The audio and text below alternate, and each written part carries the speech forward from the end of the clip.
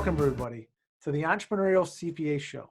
Still coming at you strong with the knowledge you need to break free the box and punch above your weight.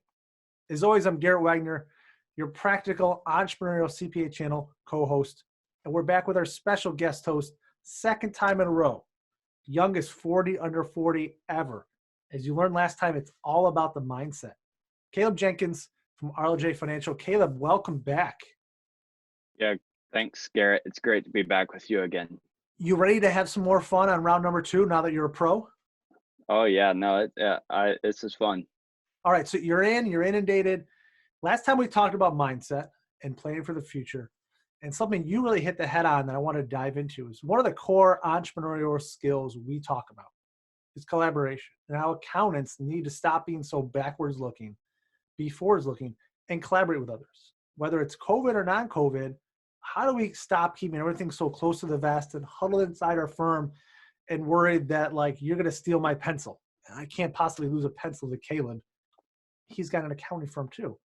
And how do we focus on being successful going forward, helping our clients and collaborating with others? It's not about us, it's about them. And that's a mindset shift from being, single focused to us to bigger picture focused.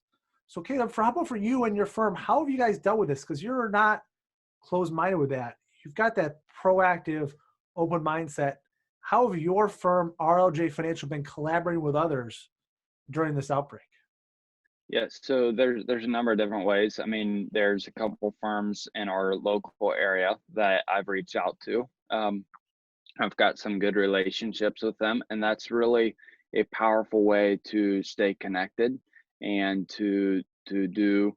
I have one friend here locally as a CPA, and I chat with him quite a bit on Twitter. I chat with him quite a bit even via email and stuff, and send him a text or whatever. And so we've got, I send him questions about the PPP stuff and all the different other things, and it's really great to have that kind of an atmosphere where you can.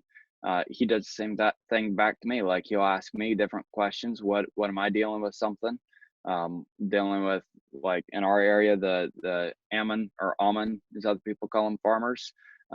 Different things. Like, this year was an interesting year on that side with the whole, from a tax perspective, the whole Section 199A deduction for the for cooperatives, et cetera. So we chatted a little bit about that and collaborate on that side. So we've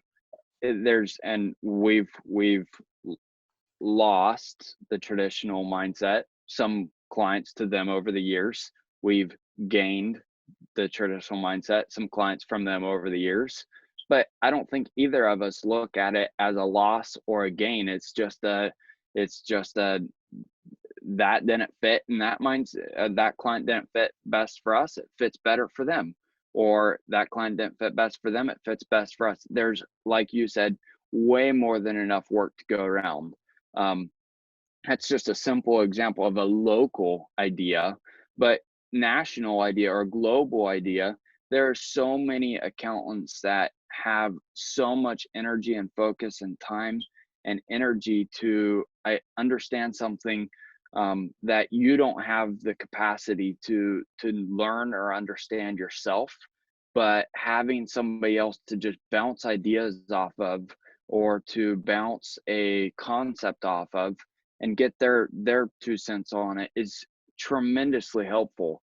And then we may be able to even collaborate and give them work, or they may be able to collaborate and give us work. It goes to bi-directional.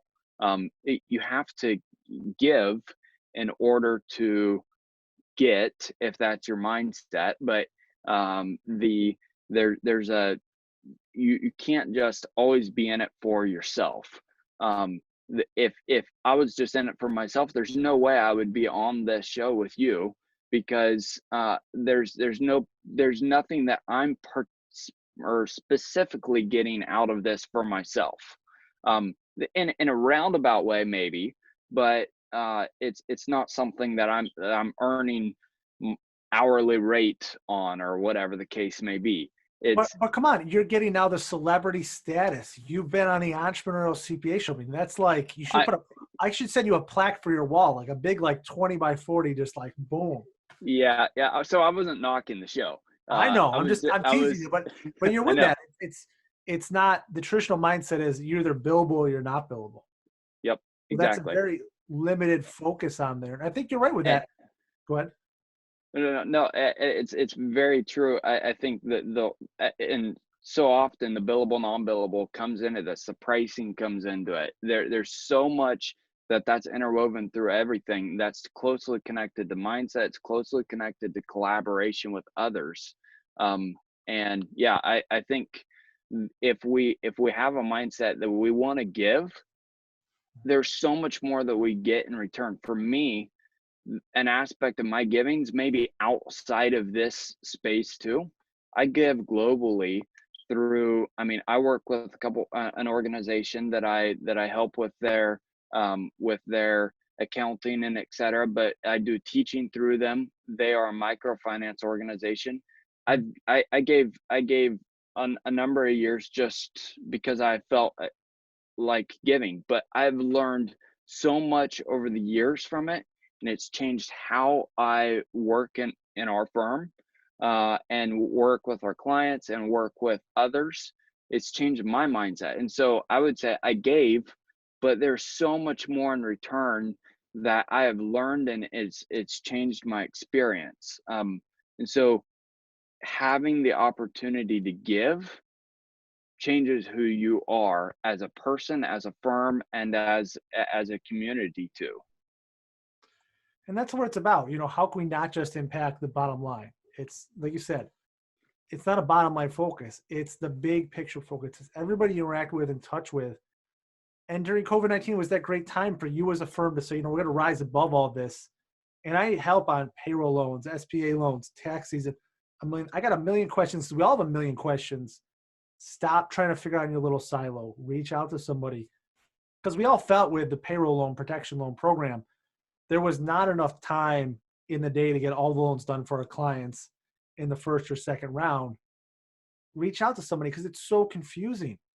Yeah, and on that aspect, the traditional days of going to a conference to learn something for an 8-hour session for the day, those are gone in times like this. You cannot just wait for your normal CPE in November or December or something to prep for the coming year. That's a thing of the past. In this, that may still be necessary to get your heart around, or your mind around all the intricacies of something, but it's this has killed that in the sense that you've got to be got to be quick and picking up things and doing a 1-hour webinar on something, doing a quick conversation with a friend, getting connected with other people, and this is really the power now of what, like, my investment in others has been, is I've got a whole community of people I can reach out to when I got a question. I didn't have that 10 years ago, and I probably wouldn't have had that had I not embraced collaboration. I don't think I could have said it any better myself. So I think to wrap up this episode, I'm going to encourage everybody that's watching, I'm going to post this in social media as well. Reach out to somebody else, with someone you already know, someone outside your firm. You cannot reach out to someone inside your firm. Reach out to someone in another firm and have a Zoom conversation, have a FaceTime call, have just a plain old phone call, but connect with someone else and start a path to collaboration. As Caleb said firsthand, you are going to be better off for it. There is no downside to that whatsoever. So please reach out to somebody else, foster collaboration, and foster your success going forward. That's how you can take steps to change this crazy world and continue to invest in yourself.